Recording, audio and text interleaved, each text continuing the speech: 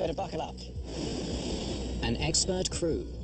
No worries. The team was very experienced. Time. Pushes a commercial airliner to the limit.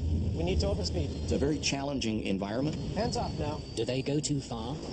They wanted to do some 360s. It's pitching up all the time. Does that seem right to you guys?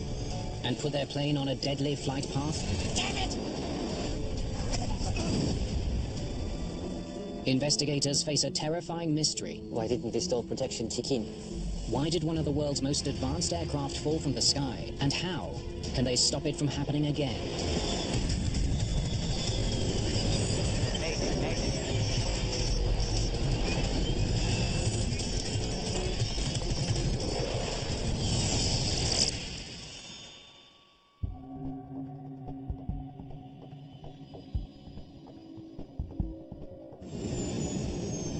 Perpignan Airport in southern France.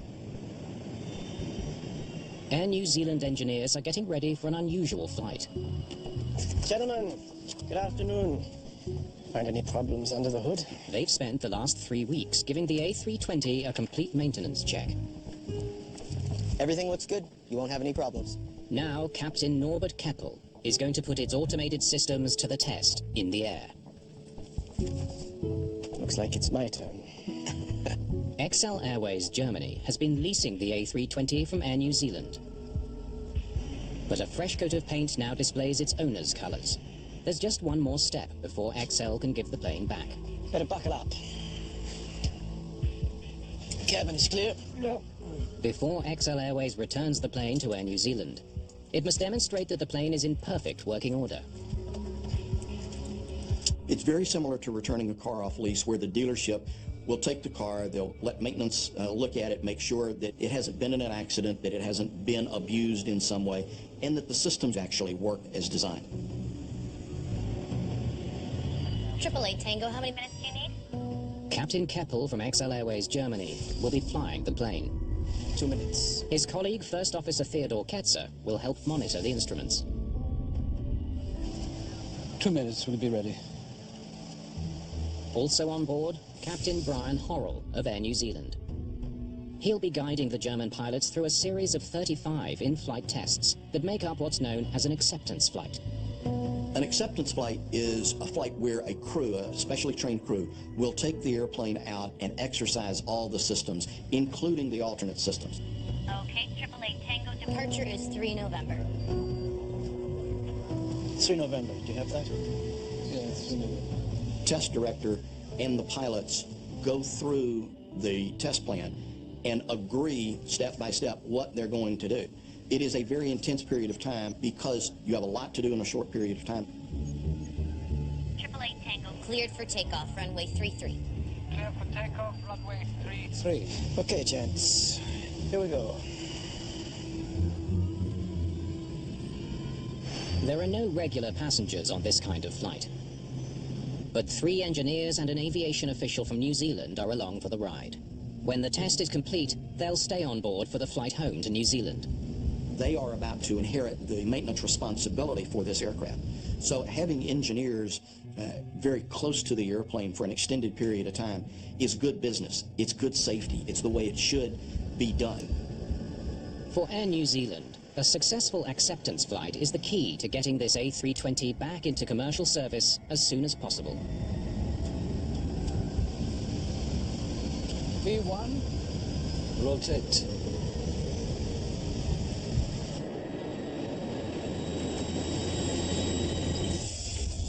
The Airbus A320 is one of the most automated passenger planes in the world. Its advanced computer systems handle most of the flying, reducing the possibility of pilot error. It is different than a lot of conventional airplanes in that you fly it through a computer, but the handling characteristics of the airplane are very, very good. The first test Gear up. checks the system that stows the landing gear. Time. They need to make sure the gear locks into place within a specific length of time.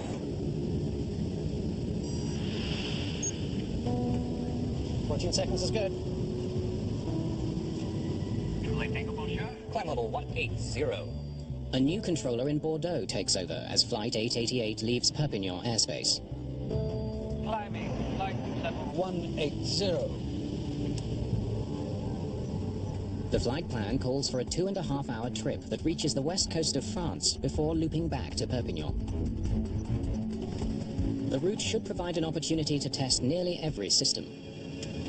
Do you need anything from us while we climb? Just says the climb flight level 310 and bank angle of 33. Check that it holds the bank angle, and beyond 33 that it rolls back. Horrell asks the pilots to bank the plane into a steep turn. Okay, The captain needs permission to turn so dramatically off course. I'll talk to them. 888 Tango, just be advised, could we do 1 or 2 360s? We're an acceptance flight, so it would be nice if you could give us some airspace to do a few procedures. The controller doesn't think it's safe. We cannot allow test flights in general air traffic. We are not doing this kind of flight, sir. Okay, so the flight was actually requested like that. European airspace has got a lot of airplanes moving in a variety of directions. If there is conflicting traffic around them, then the air traffic controller has no choice but to deny their request. Captain Keppel doesn't argue. So, no worries. Just go back to Perpignan. There is probably a very minor annoyance level, but professional airmen are adaptive people by nature, and so we'll adapt to it and we'll pick this up later. 888 Tango, descend flight level 310 and turn right. turning right inbound. 888 Tango. The Airbus will now loop back east of Bordeaux and return to Perpignan. 20 minutes later, Perpignan Air Traffic Control has Flight 888 back on radar. But as the plane descends, the captain begins to lose control. It's pitching up all the time. It's pitching up. The plane tips up steeply. Does that seem right to you guys? Stick forward. The captain throttles up and pushes his stick forward to bring the nose down, but it doesn't work. The captain's side stick goes forward. It's clearly an effort to try to lower the nose, and I believe he does not understand why the airplane doesn't respond as he's applying pretty well full power. Flaps up, flaps up. Pulling in the flaps reduces drag and should help them regain control, but it's no use. The plane is diving towards the sea. Oh, God. Oh, God.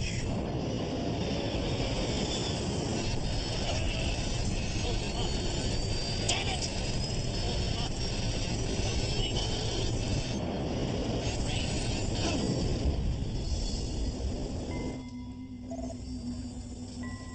Triple Eight Tango, contact tower. 888 Tango, contact tower. I've got an emergency. Search and rescue teams race to Flight 888's last known location, but there's no sign of any survivors. This is clearly difficult and devastating news for the families of all concerned worldwide. The search goes on into the night. Investigators question witnesses along the coast about the last moments of the flight. I saw the plane flying over me. All of a sudden, it went into a dive. French air crash investigators from the BEA are responsible for figuring out what went wrong. It went down right here. Sébastien David leads the investigation. The first phase of the sea search operations was finding precisely where the wreckage was. David and his team are under enormous pressure. I want you to mobilize all the resources. The A320 is one of the industry's most popular passenger planes. A large number of this kind of aircraft has been sold all over the world. It's also the first airliner to use advanced computerized controls. With the A320, automation flies the airplane the majority of the time. If there's a problem with the plane's high-tech flight computers, many more lives could be at risk. Investigators need to find the cause of the crash quickly, before it happens again. No one has survived the crash of XL Airways Flight 888. Grieving families arrive in France to recover the bodies of their loved ones. I didn't expect to be on my own at 34. Like this. Air New Zealand executives are also on the scene. My commitment to the families was I want to stay here until we can bring our boys home, or we're in a position to determine that that's not possible. What on earth is an acceptance flight? The unusual nature of the flight presents an extra challenge for investigators. We did not have any reference for that kind of flight. There was no defined framework. No one may ever know what the crew was doing unless they can find the plane's flight recorders. We have to send the divers under the sea to find the plane. But bad weather is making it nearly impossible for divers to locate the wreckage. With a worsening forecast, the search and rescue teams have re-emphasised personally to me that there is real urgency behind their efforts to locate the 2 flight recorders. Jan Torres leads the recovery effort. Most of the time there was severe wind and swells on the surface, which made visibility on the bottom deplorable. That is only 50 centimeters to a meter. Searchers turn to sonar to hunt for debris from the plane on the sea floor. This was possible thanks to a minesweeper from the Navy. By using sonar, we were able to identify the larger pieces of wreckage. But finding the wreckage is only half the battle. Bringing it to the surface will take more time. It was climbing like this when you saw it? Investigators ask witnesses to describe the motion of the plane. Some of them related an unusual flight path. Witnesses say it was climbing here, and they were descending here. Right here, it looks like they lost control of the plane. Those testimonies were very important for the beginning of the investigation. Investigators wonder if the pilots lost control attempting a risky flight test. They ask controllers what they know. Well, they wanted to do some 360s. We're an acceptance flight. So it would be nice if you could give us some airspace to do a few procedures. I told them no way. They learn the pilots asked permission to perform some tests, but that the controller turned them down. We are not doing this kind of flight, sir. So, no worries. We'll just head back to Perpignan. If the test flight was called off, there must be another explanation for the plane's unusual flight path. 3 days after the crash, a major breakthrough. The recovery team finds the black boxes. The flight data recorder and cockpit voice recorder may hold the clues investigators need. Nice and easy. Joan Condet is a BEA investigator. The recorders were recovered very quickly, which made us think that we would be able to recover the data on the recorders just as quickly. The boxes are drenched in seawater. The memory cards need to be dried out before the data can be recovered. We open it. We remove the various layers of protection that the memory card is wrapped in. And once the card has been extracted, we dry it, and then we read it out.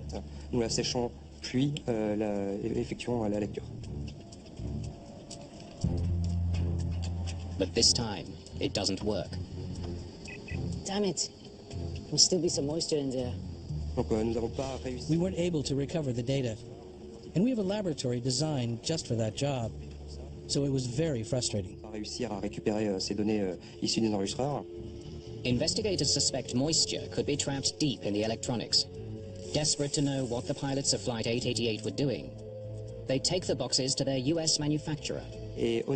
Honeywell has special equipment for reading the cards individually. It seemed to us the quickest way to recover the data. While they wait for word on the data, investigators turn to the wreckage recovered from the sea floor. They focus on pieces from the engines. If the engines failed, it could explain why the plane fell into a fatal dive. Bent blades from the engine turbines provide an important clue. We could see significant damage inside the turbines, and this suggests the engines were at significant speed of rotation at impact. The type of damage tells investigators that the engines were working properly when the plane hit the water. No sign of any problems here.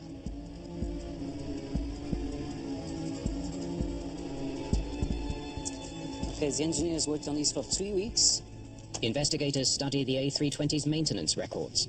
See if we can find something, okay? They know that engineers spent 3 weeks preparing the plane for its return to the Air New Zealand fleet. If the aircraft had a mechanical problem or defect, there should be a record of it in the file. But there's nothing that even hints at a problem with the plane. Anyone, anything, nothing. They were comfortable that the airplane was not only safe to fly, but in condition that matched their contractual obligations. Investigators still have no idea what brought down Flight 888, so getting the black box data is more important than ever. It was a big frustration. We were sure that the flight recorder's data would help us to understand what happened, but we had to wait.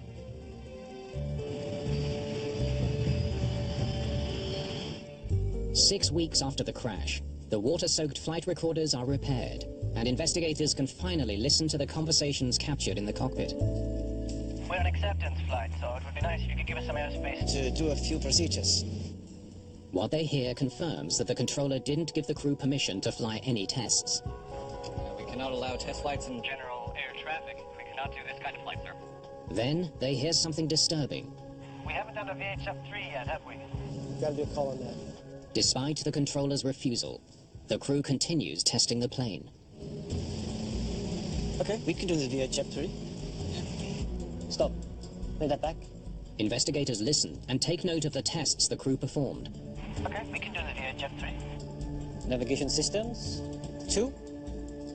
The fact that the ACC controller did not allow the crew to perform the 360 led to a situation where the crew had to improvise to be able to follow the flight program. 888 Tango, descend flight level 310 and turn right. Turning right inbound, 888 Tango. The crew finds a way to fit some tests in while they fly back to Perpignan. Okay, that's good. During the turn, let's roll to 33, then to 45. A right turn gives the captain a chance to test the system that prevents the plane from banking too steeply.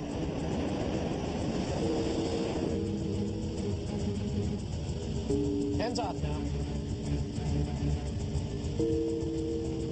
Then he waits for the flight computer to level the plane.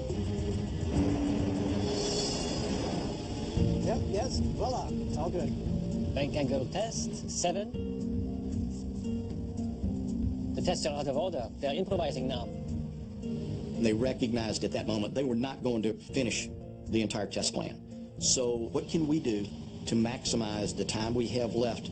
We need to overspeed. They followed the flight program, taking into account opportunities that were presented to them. You just want to hear the overspeed warning? Many of the tests activate the plane's safety systems and set off alarms in the cockpit. There it is. Cancel the warning if you like. Overspeed, 8. The crew manages to complete 12 tests in just half an hour. That's a busy crew. An acceptance flight is very enjoyable from a pilot standpoint, but it is a very challenging environment because you're doing a lot of things with the airplane. As the plane descends below the clouds, the crew sees an opportunity to do another test. So, you want what? Yeah, we need to go slow with recovery. This test requires that the airplane be slowed well below normal speed to let the automated protections activate and then record what they do. When the Airbus slows down too much, the flight control computer should automatically boost speed to prevent the plane from losing lift. Down below the clouds.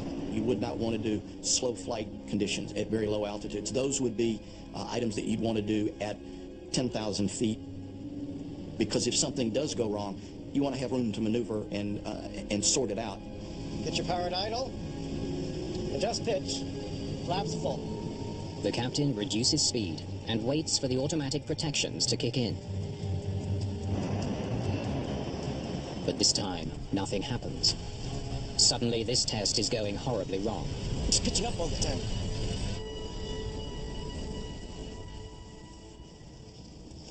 Why didn't the stall protection kick in?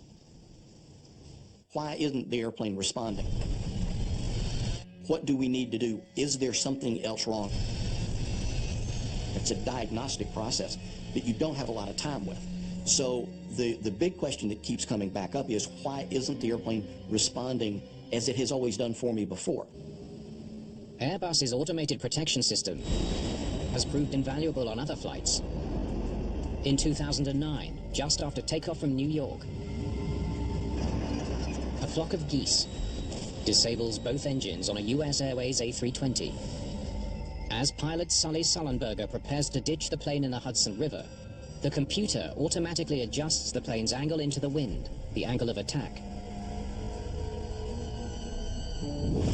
It keeps him from stalling, saving the lives of everyone on board. Investigators wonder if the crash of Flight 888 has revealed a hidden flaw in one of aviation's most famous electronic safety nets. A flaw that is putting thousands of passengers at risk every day. We had to understand the conditions which could have led to this situation. As the investigation into the crash of Flight 888 continues, the BEA learns of another aviation tragedy. An Air France Airbus A330 has crashed off the coast of Brazil, killing all 228 people on board. Sebastian David is losing some of his best investigators as they are reassigned to deal with the Air France crash. The team we had at the beginning of the investigation had to split into both investigations, so that makes it more difficult to conduct the investigation. Monsieur David, I have the angle of attack sensor data. The cab. Investigators hope the flight data recorder from XL Airways Flight 888 will finally explain what went wrong in the skies over Perpignan, France. Information from a key set of sensors stands out. Is that odd? Partway through the flight, two critical sensors failed at exactly the same time. We know they were descending here, but the sensors still show a climb. Angle of attack sensors act like small weather vanes on the outside of the plane. During flight, they pivot. Their movement helps the flight computer monitor the position of the plane, so it can automatically adjust the flight systems to maintain lift. It is something that airplanes calculate continuously, and it is most critical as far as advising the pilots of an impending stall. If the sensors got stuck in one position when they malfunctioned, it would explain why the computer didn't detect the dangerous angle of the plane. We need to get a look at those sensors. But the sensors are still missing at the bottom of the sea. The entire gendarmerie was mobilized for the search. We made it understood that it was absolutely critical for our investigation. The wreckage is so deep that divers must work in shifts to avoid decompression sickness or the bends. Diving at 40 meters starts to become what we call a deep dive, and so a diver can only be exposed for a short time because we're dealing with compressed air. Investigators catch a lucky break. After 2 days of searching, divers managed to recover both sensors. One was still attached to a part of the fuselage. A second was sitting by itself on the bottom. Investigators test the mechanism that allows the sensors to move. Anything? It's working perfectly. It was very difficult to imagine a common technical problem that led to the blockage of two angle of attack sensors at the same time, at the same value. There seems to be no way to explain why the sensors failed. Does something jam them? I want to see the FDR data again. David returns to the flight data and searches for anything that might explain why both sensors failed at exactly the same time. I have never heard of angle of attack simultaneous failures. David graphs altitudes and corresponding air temperatures throughout the flight. Minus 50 at 32,000 feet. At high altitudes, the air outside the plane is extremely cold. This gives him an idea. Can the sensors freeze? If there was ice in the sensor mechanism, it might have frozen them in place. The theory would explain why they both jammed at the same time. It's pitching up all the time. Sending the plane's computer faulty data about the angle of attack for the rest of the flight. catching up. With the two angle of attack vanes frozen, the flight control computers were not going to get the input that said you are reaching critical angle of attack. Investigators wonder if rainwater from a severe storm flooded the sensors and then froze. We investigate meteorological conditions during cruise in order to find if those conditions could have led to the jamming of the angle of attack sensors. It's a dead end. The weather was nice that day. The plane didn't encounter any bad weather. If water got inside the sensors, it happened on the ground, not in the air. But the advanced sensor is designed to keep rainwater out. So, water would have to get all the way in here. To get inside and freeze, the water would first have to travel through a long, winding channel. It seems like water had nothing to do with the failure. The edge of one of the sensors provides another intriguing lead. It's coated with several layers of paint. This should all be sanded off. What else did those painters do? Investigators visit the hangar where the plane spent 3 weeks being serviced. They learn the work included painting the plane, replacing XL Airways colors with those of the Air New Zealand fleet. This led to investigate the painting operations because the angle of attack sensors needs some specific protections. The procedure directs painters to cover the sensors first so they don't get clogged with paint. When airplanes are painted, it's the same with your car. Very special protections have to be made for certain items. With your car, you cover the headlights because you don't want paint over the headlights. That's a very simple analogy, but to a much more complex way, the same thing is true with airplanes. Investigators consider the possibility that the sensors malfunctioned because of a sloppy coat of paint. At this point, the investigation focused on finding out if there was any possibility that paint might have adhered there and created a blockage that prevented the rotation of the vane. They re-examined the angle of attack sensor data from the flight recorder. If paint was jamming the sensors, it would have caused problems throughout the entire flight. Climbing flight level 180. But the data clearly shows the sensors didn't fail until 22 minutes after takeoff. Do you need anything from us while we climb? The recorder showed that the sensor was working at the beginning of the flight. We need to get a look at those sensors. Investigators conclude paint wasn't the problem. There must be another explanation for the failure. They notice something else in the maintenance records. The plane needed extra cleaning after the paint job was done. Some dust was covering the top of the aircraft. The maintenance people had to remove this dust. Tell me exactly how you cleaned this plane. Normally, maintenance workers use a clean cloth to remove any dust. But this time, they rinse the plane with a hose. The painting operations had taken a little bit of a delay. To rinse the aircraft was faster than to use clean clothes to remove the dust. Spraying uncovered sensors with a high-pressure hose might explain how water got so deep inside. But the investigators need proof. They mount a sensor in a test rig and recreate the cleaning procedure. Okay, hit it.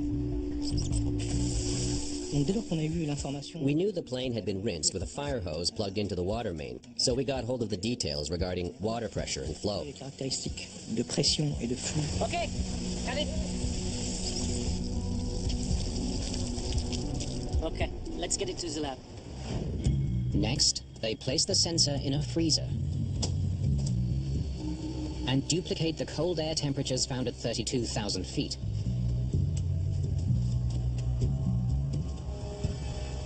It was a massive ingestion of water that solidified into ice. I think we definitely got some ice in there. Won't budge. The lab results seem to confirm the investigators' hunch. Ice inside the sensors could have frozen them in place. But there's one final test they need to do to be absolutely sure. We performed a test flight to check what could be the temperature inside the angle of attack sensors. That was the first time such a test was conducted because nobody knew what could be the temperature inside an angle of attack sensor.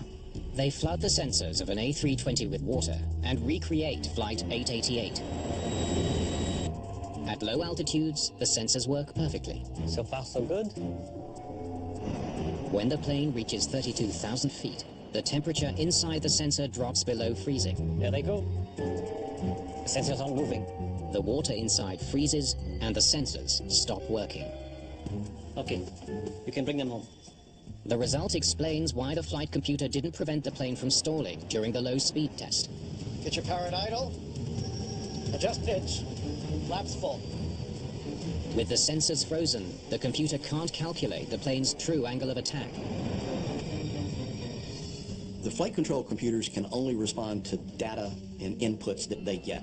In this case, the two angle of attack inputs were simultaneously bad, and the flight control computer has no way to know that. It's pitching up all the time. It's pitching up. Because the angle of attack vanes couldn't move, they could not then activate the low-speed protections that the crew was expecting. The plane's automated safety systems are effectively crippled. But there's another mystery. Stick forward. Just before the crash, the captain tries to fly out of trouble. The last level of protection, if you will, is the crew. Captain Keppel increases power while pushing his side stick forward to bring the nose down. It's a textbook maneuver to prevent the plane from stalling. But it doesn't work.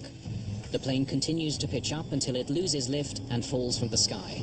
They tried to apply the nose down input on the side stick, but their efforts were not sufficient. Investigators need to know why. A computer simulation helps investigators analyze Flight 888's final flight check, the low speed test. Okay, get your power at idle. Adjust pitch. Flaps full. Okay, here we go. Captain Keppel deliberately slows his plane down for the test, but the computer lets the speed drop too far, below the minimum needed to keep the plane in flight. They let their airspeed drop to 100 knots. We noticed just how dramatically their airspeed was falling. Pause it. Investigators notice a warning on the cockpit flight display moments before the crash. What is that? They learned that the warning is supposed to alert the pilots the flight computer is no longer helping to fly the plane. It has switched to full manual mode. You get a message in red that appears in the middle of your primary flight display telling you to use the manual elevator trim. The message in English is, use man pitch trim. The warning comes on when the plane's computer gets conflicting information. The frozen sensors are telling the computer the plane is flying level, while other onboard sensors are relaying its extreme nose-up attitude. The airplane by design, when it starts getting data that it cannot figure out what to do with, reverted and said, all right, something is wrong, we don't know what, this is up to the pilots to sort out.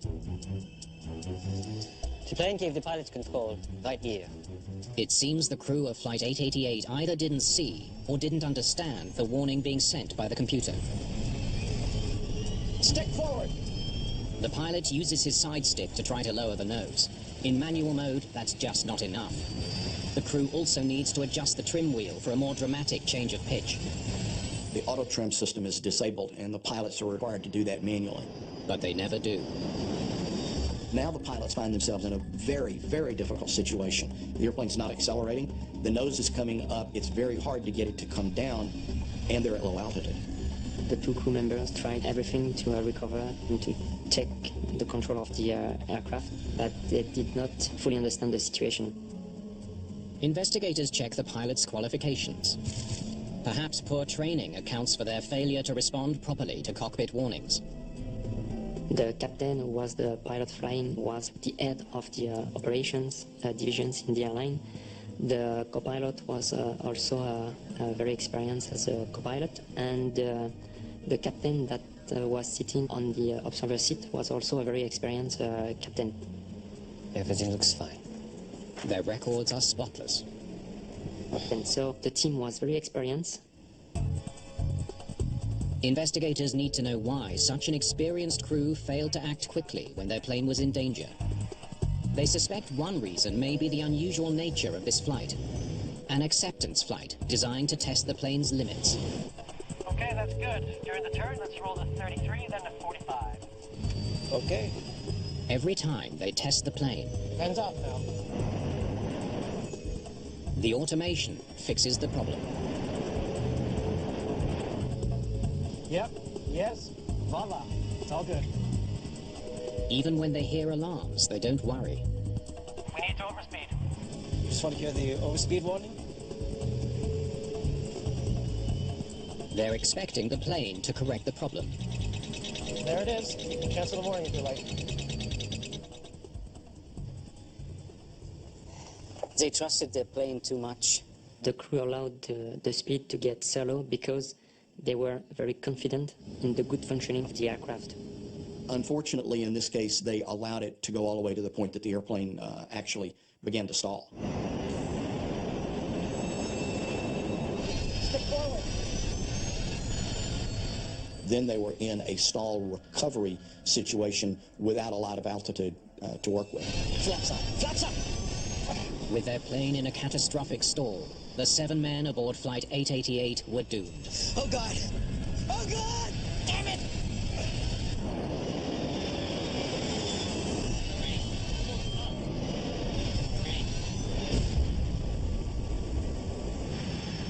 Our march toward automation has nowhere come close to stopping. And it's appropriate. In previous generation airplanes, you first learn to fly the airplane and then you learn to manage the automation. In later generation airplanes, you learn the automation as an integral part. But we have to have the interface between the pilots and the automation improve and mature. The official accident report highlights several contributing factors, including the aircraft washing procedures and the decision to perform flight checks at low altitude. Yeah, we need to go slow with recovery. The report also calls for clearer rules governing acceptance flights and more training for stall recovery. This led the BA to recommend training for the pilots to be able to recover from stall conditions. Improved training for loss of control events is something that all pilots need. Loss of control is the leading cause of fatalities in all aspects of aviation. So it is an area that we need to focus on as an industry to keep our safety record improving. Gentlemen, good afternoon. Acceptance test flying is going to be with us. Maintenance check flights are a necessary part of aviation. Better buckle up. And so we need to take these lessons and learn them well because we're going to be doing these flights again.